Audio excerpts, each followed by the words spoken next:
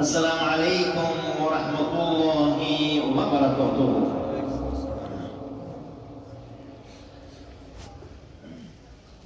دلیل های زیاد گرفتن زنها نسبت جناب پیغمبر صلی الله علیه و سلم.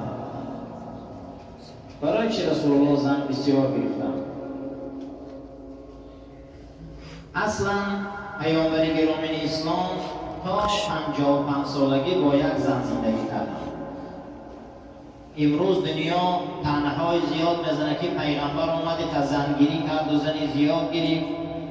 دختره که 6 ساله یا 7 ساله و 9 ساله عایشه صدیقه را گرفت.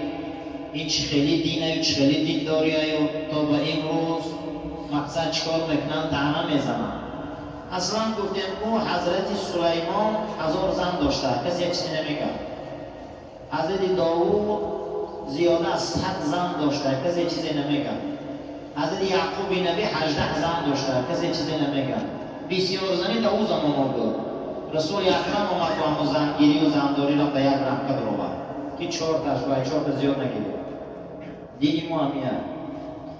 سبباش چی بود میگه؟ که رسول اکرم صلی الله علیه و سلم زن زیاد گرفتن. در اوج شکوه جوانمردیشان که 25 سال داشتن، راوی ها میگه زن رایخیشان کلام گرفتن که یا 15 ساله بود یا 18 سال کلام بود، بعضی ها میگن 20 سال کلام بود. خدیجه مادر ما چند سال کلام بودن؟ قریب 20 سال. پیغمبر 55 ساله شدن با همین خدیجه زندگی کردن. تا 55 سالگی را زن نگرفتن. شما فکر کنید که خدیجه مادر اون وقت مردن شده 73 ساله بودن. از 55 سالگی بعد از اون راوی ها می نویسن معرفا، بعضی هم میگن 53 سالگی عایشه صدیقه را مقصد خواستگاری کردن. رسول اکرم صلی الله علیه و سلم تا سال 8 هجری که وقتی که فتح مکه شد، همین زنایی را که پسمانده گرفتن تا 9 تا تعداد میتین علما و معرفا، از همین 55 سالگی تا 61 سالگیشون چند سال گرفتن بیان؟ همه 6 ساله. همون زنهای بدیم که با فرزندای همون زنهاشون قریب چنین رسول الله بودن. امی سلمه مادرمان 4 فرزند داشت، همسال رسول الله بود. حتی روزه بودی وقتی من کمپیر شدم، من چون میکنی گرفتم؟ معرفا میبیارم. سعوده مادرمان 5 تا بچه داشت، بچه ها برابر رسول الله بود. زنگیری یک از مناجات عبادت پیغمبر نمیگه نکنه. ای زنگیریش هم اگه بزنم برای که پیغمبری خزن گیریم، ما هم باید خزن گیریم. زنگیری سنت اینه که ای مناجات شنو از گفت نمیزنن. پیغمبر چند سال در غار حرا مناجات کردن. پیغمبر شبا چند قدر نماز میخواندن. پیغمبر عمرش اغلبیت روزدار بودن. عمر پیغمبر بسیار در غزا و جنگا گذشت. قریب 100 تا جنگ گذراندن، غزا گذراندن. در غزا و جنگ و یک عمر روزداری اکیدو زنختی راحت میکنی، میشت میکنی و همه کمپیر. مجموعاً یک زن گرفتن که او بیکر بود و المؤمنین عایشه صدیقه بود.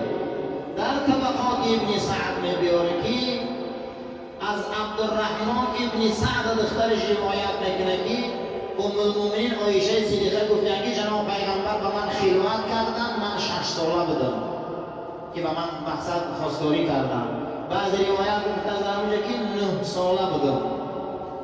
اصلا میگن این روایت ها قابل اعتبار نیست، زیرا اینکه در دیگر طبقات ابن سعد و در دیگر جیلش میبیاره، جیل 5 و 6 میگه اصلا ام المؤمنین عایشه صدیقه پیش از رسول الله با جبیر ابن مطعم گفتنی مرد یک جوان خواستگار شده بود. وقتی رسول الله از زنشان که از دنیا گذشتن به زن بدن، اصلا پیامبر اوساقال در بین در آمد با نام خوله بنت حکیم. او آمد گفت که رسول الله را که فرستاده خدا ابوبکر دختر جوان داره، شما به همون نمیشه که خواستگاری کنید ازدواج کنید. اصلا پیغمبری ما میل نداشتن ابتدا اصفال این شخصیت رو نگه بنیسن. بعد وقتی که ابو بکر صدیق را پیشنهاد کردن، صدیق اکبر گفتن فرستاده خدا عایشه نامزد جبیر ابن مطعمه، من از پیش و یا یک گذرم عادتی ما خوب نمیشه کنیم اونها چی میگن یک دهن زدگی هستن. وقتی اونها رفتن که اونها از عایشه دست کشیدن گفتن نه ما مقصد از خواستگاریمون دست میکشیم، مقصد حالی آماده نیستیم برای زنگیری جبیر. بعد دوباره حضرت ابوبکر صدیق آمدن گفتن که من آماده هم. اصلا میگم که خود عایشه و بر وقتی به شوهر کردن تیار بود که اصفال اشترگی بود. یک بار اصفال شده بودن جبیر ابن مطعم. بعد از اون میگه به رسول الله در همین طبقات ابن سعد با می نمیسه، میگه ام المؤمنین گفتن که من 9 ساله بودم، یک روایت یک 6 ساله بودم، اما میگه ابن سعد که روایت اصح میگه تمام زنای پیغمبر از 13 بالا بودن که پیغمبر اونها را نکاح کرد. این شکل روایت چه شک میشود؟ از چند بالا بود میگه؟ از 13 بالا بودن. یک روایت دیگه میگه از 19 بالا بودن. حالا میگم پیغمبر دختری 6 و 9 گرفت، نه این روایت ها ضعیفه. میگم روایت اصحی که جناب پیغمبر گفته یگان زن به اجازت جبرائیل نگرفتم، وحی الهی قطعی گرفتم زنها، اما گفته زنها رسول اکرم از نکاح زنهای رسول الله ابن سعد میگه ای 13 تا 19 بودم. اما کدام وقت دختر به بلاغت میرسه؟ قرآن خودش میگه شما فرزنداتان و نکاح داره وقتی که اونها به هدف و نقطه نکاح میرسن، بعد از اون بحث میشود. نزد امام شافعی ده دخترها از 15 ساله به نکاح میرسید، نزد امام احمد ابن حنبل ده از 15 ساله میرسیده، نزد حضرت امام مالک ده از 16 ساله میرسیده، نزد حضرت امام ابو حنیفه ده از 18 بچه میرسیده، از 17 دختر. امروز تهمت نزنن که در اسلام 9 سالگیه. امروز تهمت نزنن که پیغمبر دختری جوان گرفته اینا جوان میگیرن یاش میگیرن. نه، پیش از دین ما از اسلام بود این یاش شوهر کردن. اکثریت عادت مردم عرب همین بود. حتی در 20 سالگی ماما شده بودن، 9 شوهر کرده بودن، 10 کودک دار، 19 سالگیشون ده دختراشون شو داده بودن، 20 سالگی ده ماما بودن. اسلام آمده بود. من در بخاری شرحهای بخاری ما زیاد حدیث ها داریم، 21 سالگی ده ماما شده بودن. اینا کسی گپ نمیزنه، این عرف عادتهای پیشتره بود. اما رسول الله آمدن، دین را آوردن، آیین را آوردن، مذهبا را بگی جدا میکنن. مذهب حضرت امام ابو حنیفه خود مانده، دختر 17 ساله بوده. عادت عرب ده میگه دخترها تیز به بایا میرسن. زمین که گرم که هست، گرم تیز میپزن آدم، دخترها تیز به بایا میرسن میگه. برای همین دخترها را از 13 و 14 عادت عرب بود که شوهر میداد. دویم میگم پیغمبر خدا صلی الله علیه و سلم در زمان پیغمبر مبعوث شدنش دشمناش شاعر میگفتن، جنون دیوانه میگفتن، شیطانی میگفتن. مقصد دیوانه و شیطانی و جین زده و شاعر میگفتن، لیکن یگان دشمنشان پیغمبر ما را خر گفتگی نیست. پیغمبر ما را یگان دشمناش خرش گفتگی نیستن. دختران دشمناش زنکباز گفتگی نیستن شد. یعنی که همین کسال عمر کرده پیغمبر ما را خر زنکباز گفتگی نیستن.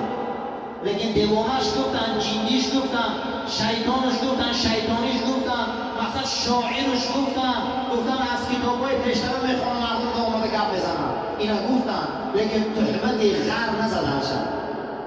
اما ما امروز ملاهای غر داریم، ما امروز ایشانای غر داریم، مسلمانای غر داریم، لیکن پیغمبری ما غر نیست. برای تا 55 سالگی به یک زن زندگی کردن. این هم دلالت می شود. سیوم جناب پیغمبر بعد فتح مکه زن نگرفتیم. وقتی که اگر سال 8 هجری باشد، جناب پیغمبر سال 9 هجری از دنیا گذشتن، زن نگرفتیم. با فقط زناش همش مردم مکه بودن، از مدینه زن نگرفتیم. چی با مردم مکه یکم همش اسلام آوردن، دویم در راه اسلام بسیاری مرداش مردن، زنای او بیوزن موندن. اونها آمدن مدینه منوره، وقتی که اونها را شوهراشان میبرد او را هیچ کس نمیگرفت و مهاجر بودن، مردم مدینه نمیگرفتن، مقصد اونها عادتشان همین بود که اینا مهاجر آمدگی هستن، بیوه میموندن. برای پیغمبر کسی را گرفت از مردم مکه گرفتن، همش کمپیر، همش کودکدار. برای چی کار کرده؟ برای که در اون زمان نه کارخانه بوده، نه صغیره خانه، نه یاردم پولی بوده، نه یک مقصد دولت معین، همه چه در داخل قبیله حل میشد. پیغمبر اینها را میگرفت و سرپرستی میکرد. سوم عادت عرب همین بود که کسی که یزده میشد همون قبیله او را حرمت میکردن. اصلا حضرت عمر رئیس قبیله بودن، حضرت ابو سفیان رئیس قبیله بودن، حضرت ابوبکر رئیس قبیله بودن. از اینها یتهی گرفتن یزده شدن، اونها حرمت میکردن. حتی بسیاری اونها در پیغمبر فقط نکاح کردگی‌اند، هیچ فایده نبود از اونها، فقط نکاح کردگی همون قبیله ها مستحکم شد برای پایه دین اسلام. یعنی حکمتاش این بود، میگه پیغمبر ما زنگیر نبودن که حواس کردی زنگیرن. اگر انسان روان که بچه زور های بخیلی نمیشود، وان بچه دایتر زور های بخیلی نمیشود. از نقطه نظر علم پسیکولوژی در دو آدم بخیلی کرده نمیشود، یکی در بچه، یکی در دمو. اگر گوان دمو تا انسان خوب های همون انسان بخیل نمیشود. اگر گوان دادر دایتر زور های که دادرش بخیلی میکنه. اینمی پسیکولوژی همین هم میگه باور کنه اکا دایتر زور های بابا اکاش بخیلی میکنه، لیکن گوان دمو زوره دموش بخیلی نمیکنه. برای که رسول اکرم بگیریم که بهترین انسان در زمین بودن، قبیله ها بخیلیش نمیکنن، فقط جمع شدن که این بهترین ماه، این بهترین فرزندی آدم